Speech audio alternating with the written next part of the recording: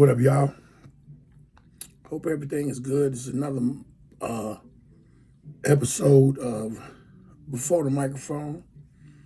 Real stories, real life situations that I've went through, that I've been through.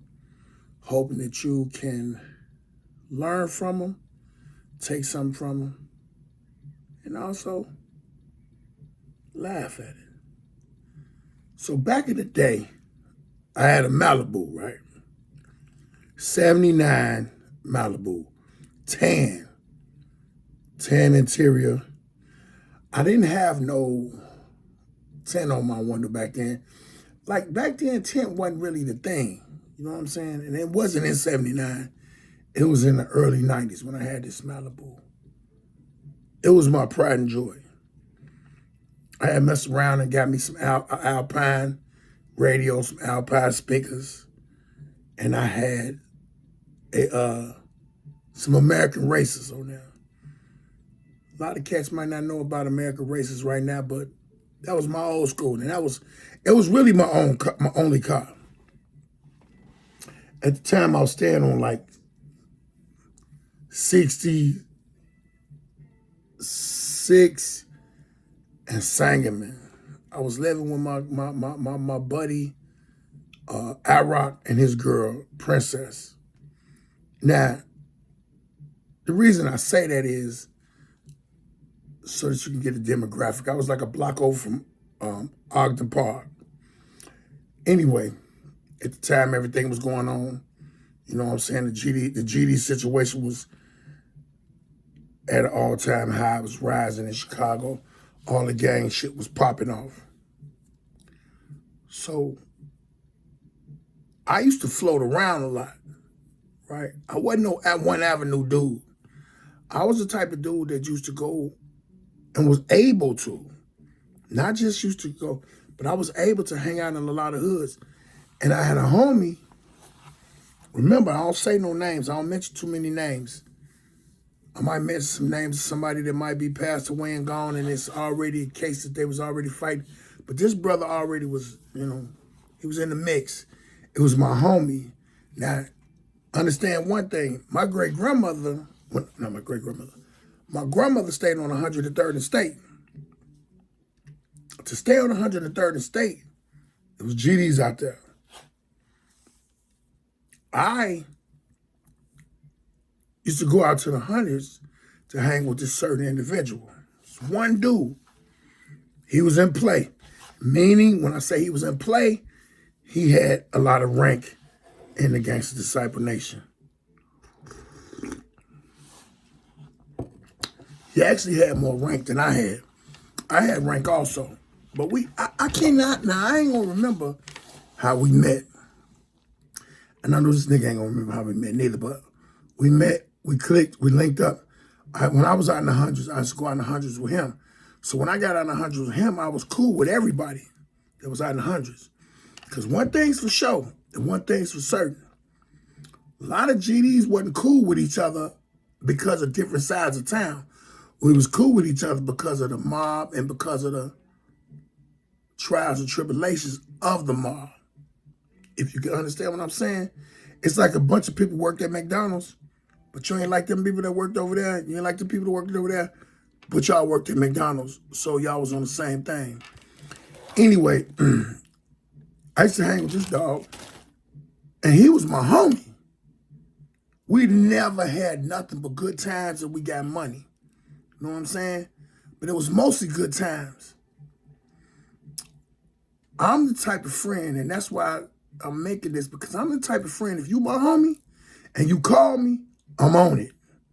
Whatever you call me for, you like, hey man, I need you. Let's go. Because at that time, you know what I'm saying, your boy was a shooter. Anyway,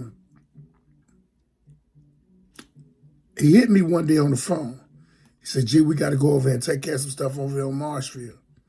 I think it might have been Marshfield, Hermitage, Polina. One way we had to do what we had to do, and it was in this neighborhood called Killer Ward.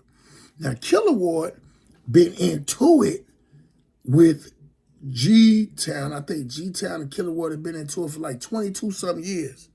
But I didn't know nothing about this war. Didn't matter to me. And they was GDs. So he said, man, I need you to meet me and I need you to come roll with me. I said, all right. Should I strap up? Yeah, strap up. So I go strap up. Now, mind you, I hopped in my Malibu, fired the thing up. I just said came from the car wash. If anybody went to the car wash back in the days, you went to the car wash on 71st or 60-something Vincennes, or you went to the car wash on 69th right off or 71st Damon. I was in the car wash early when he hit me. I was out there with my boy Danny Price. Now, Danny Price, y'all remember that name? Because I will be talking about Danny Price in some of these stories. Because Danny Price and me were some prime car thieves. Danny Price, rest in peace, my bruh. That's all that's going to be said. Anyway, I get the call. I'm in the car wash. I said, I'm finna roll to the crib, and I'm finna strap up. I was strapped up, but I wasn't strapped up for that. Really meaning I had to go and put my vest on. So I knew where we was going, but I said, man, I'll meet you on 79th and Ashland. 79th and Ashland is a gas station, and across the street from the gas station is a Nick's. Nick's is a gyro place. Some of the best gyros and pizza puffs in the city. Remember that when you were visiting the shack, go to Nick's. Shameless plug. Anyway, I shoot over there, and I got my vest, I got my banger, I shoot that way. Now, mind you, I done pulled up at the gas station. I got the car running. The Malibu is running real nice and clean.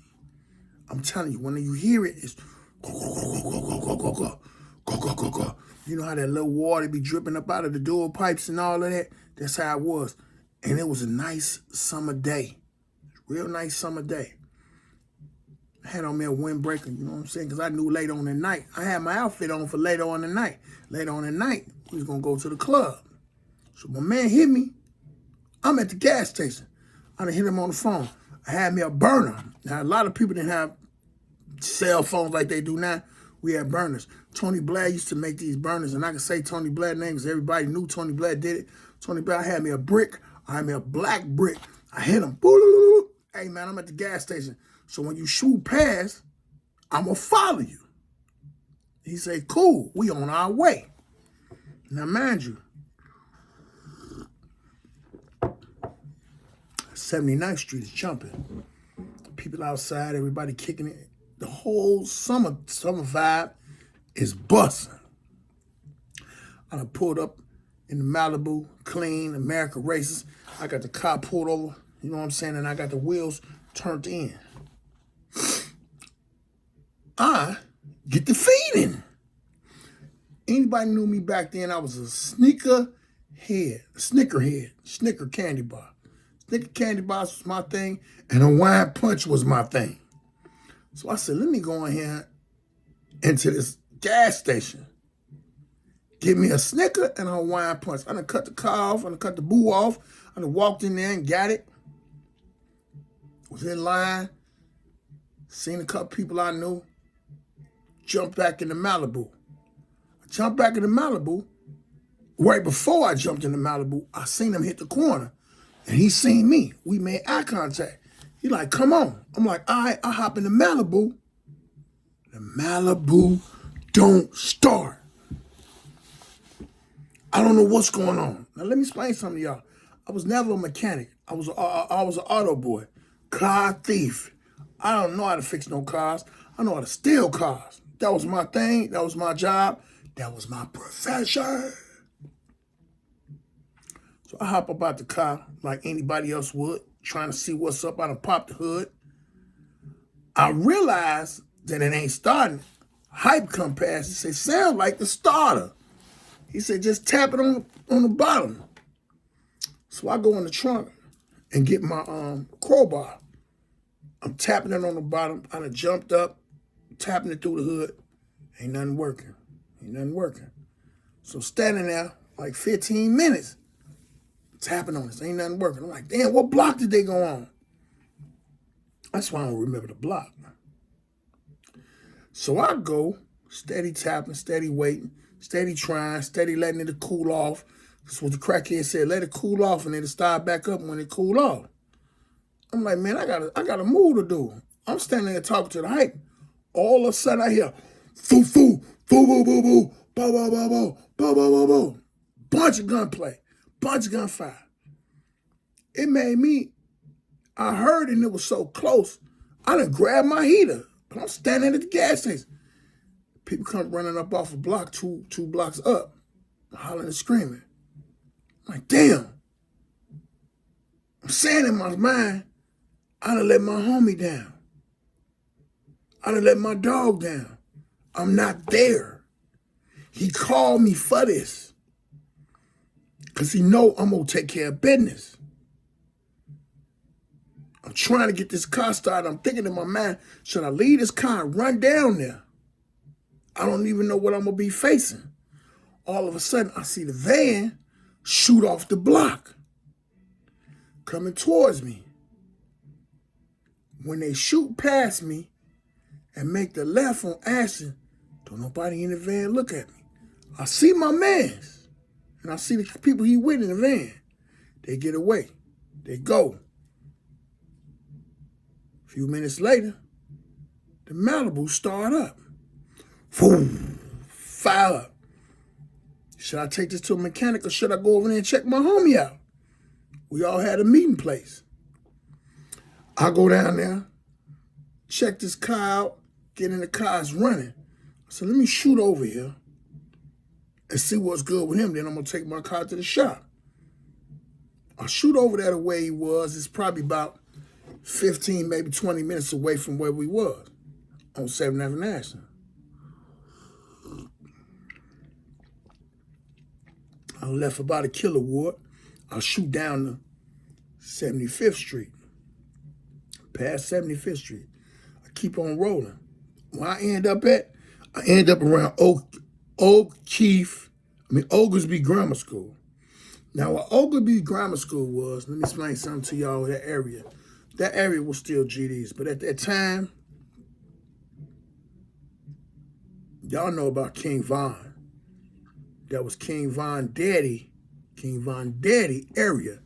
And King Von Daddy was my man. Do I go check in with him? No, I don't go check in with him because I got to go check in with my man first and find out what's going on. But I know whose area I'm in if some situations jump off. At that time, back in the days, you had to know who you was dealing with and who area you was in. Remember I said my man's was from the hundreds. So he went over somebody else's crib. I pull up. I find a nice park. Whipped in.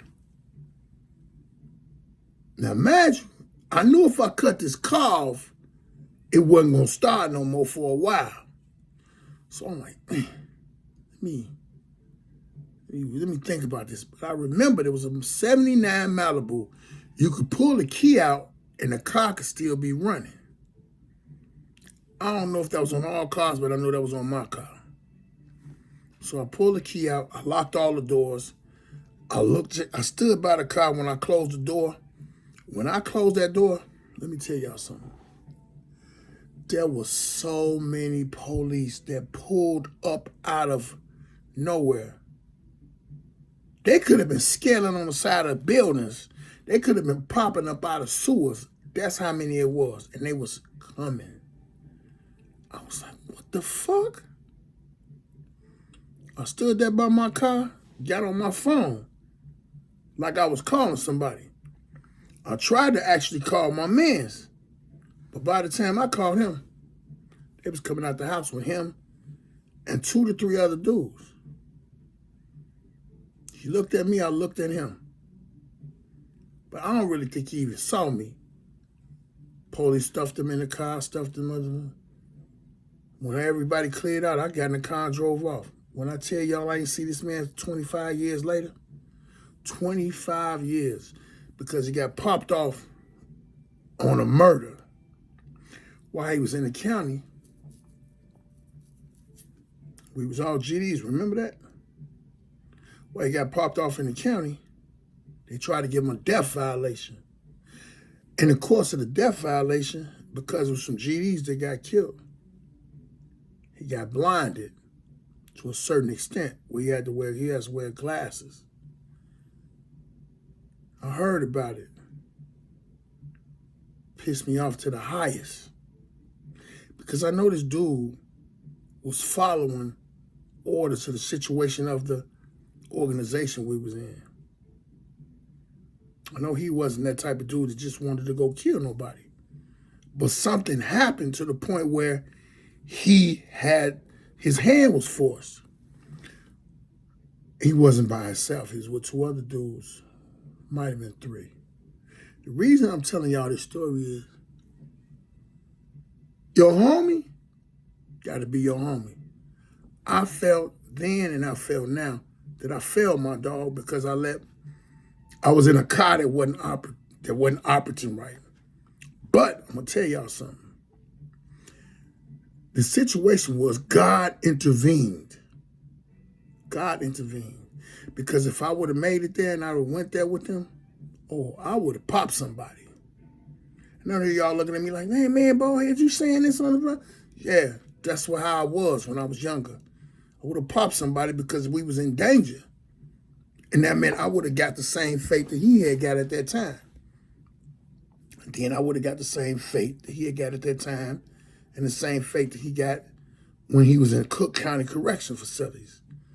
And all the murder cases were Division I. The cats that was in Division I that did them to him was bogus because it was called from our situation, which is our organization. However the case may be, let me tell y'all something. You never want to test who your homies are. You might be pulling the trigger ain't nothing. Pulling the trigger ain't nothing to a lot of people. But pulling the trigger and taking a life is something totally different that a lot of y'all act like y'all with, but y'all don't know and don't understand. Taking a life is something very serious and very detrimental to your mental. I know what he did. He would have did what I did to survive. But the other people with him told on him. And if he would have held a unified front of really saying nothing, nobody would have went to jail. Unless there was some people there that was going to tell. I don't know because remember, I was on acid, so I don't know the whole story. But I know if I would have been over there, I know what I would have been doing and I know what I wouldn't have been doing when I was at that table. However, do you really know the people that you with? Do you really know if they will not fall? Some of y'all don't know. And some of y'all don't need to test the situation. In my situation, God intervened. God intervened. And put me in a situation where my car was running good all week, all month. I had did shows, I had did other stuff, went out, took chicks over there, I went into dangerous situations. And my starter never messed up.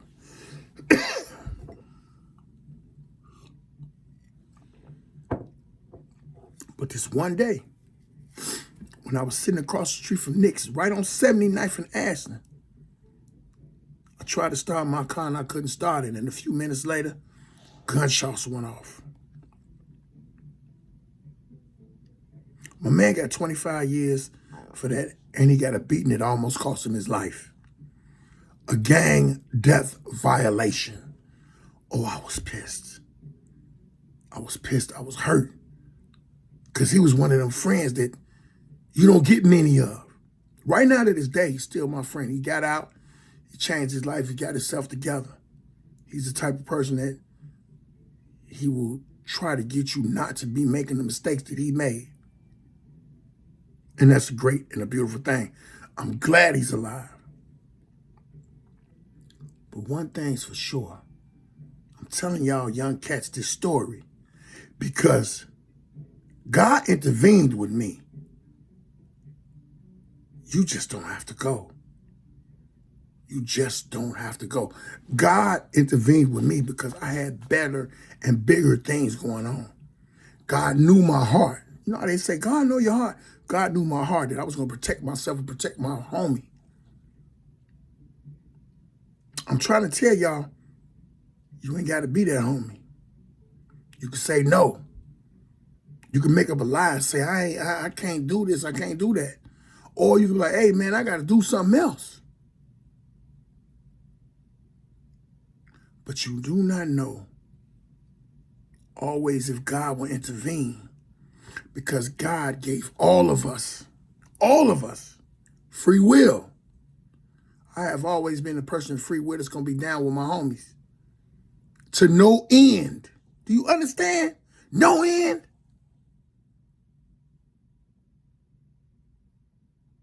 There's not a guarantee in my life.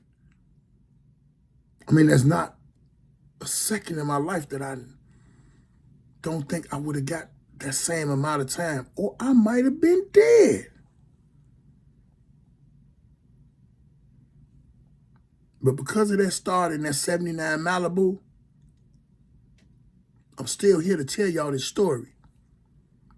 And I'm telling y'all right now, when your boy call you and tell you, man, I need you to come roll over here,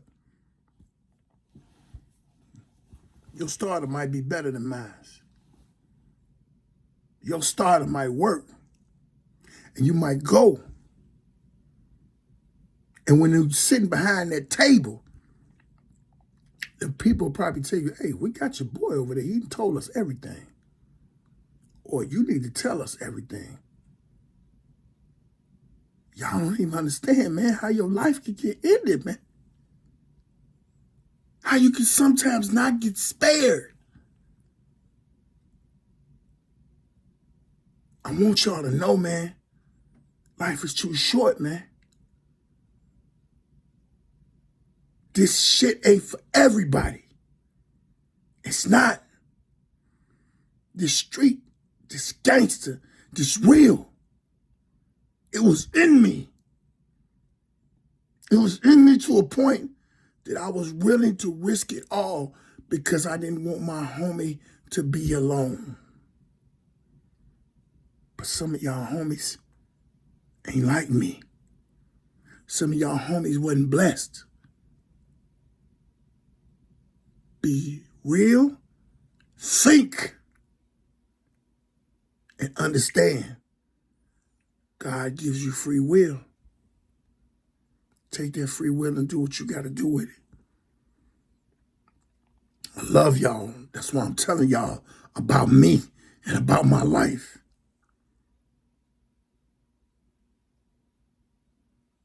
This is episode 2 of Before the Microphone by comedian Ballhead Phillips.